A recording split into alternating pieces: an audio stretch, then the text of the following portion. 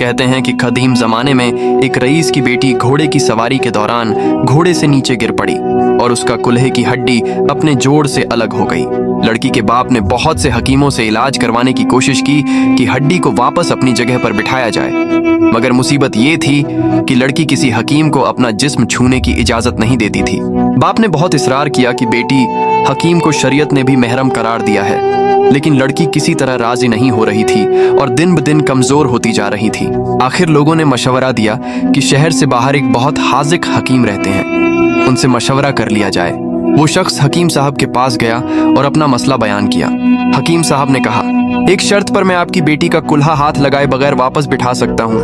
वो शख्स बोला, जो भी शर्त हो मैं कबूल करने को तैयार हूँ। हकीम ने कहा, शर्त यह है कि एक बहुत मोटी ताजी गाय मेरे लिए ला दो तो मैं आपकी बेटी का इलाज कर दूंगा। वो शख्स बहुत भारी कीमत पर शहर की सबसे तंदुरुस्त गाय खरीद कर हकीम साहब के घर ले आया।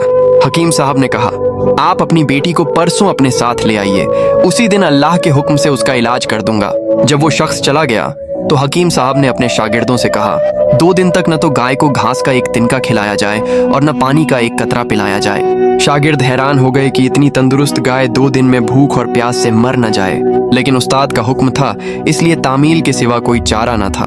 2 दिन तक गाय भूख और प्यास की शिद्दत से बहुत कमजोर हो गई। दोपहर के वक्त वादे के मुताबिक वो शख्स अपनी बेटी को चारपाई पर डालकर हकीम साहब के पास ले आया। हकीम ने लड़की के वालिद से कहा, अपनी बेटी को गाय की पीठ पर बिठा दो। सब लोग हैरान रह गए, लेकिन हुक्म मानने के अलावा कोई रास्ता नहीं था। लड़की को गाय की पीठ पर बिठा दिया गया। अब हकीम साहब ने शागिर्दों से कहा, लड़की के दोनों पांव गाय के पेट के गिर्द रस्सी से बांध दो। ये काम होने के बाद हकीम साहब ने कहा, अब गाय के सामने घास और दूसरी खुराक डाल दो। गाय 2 दिन की भूखी प्यासी थी, जल्दी जल्दी खाने लगी।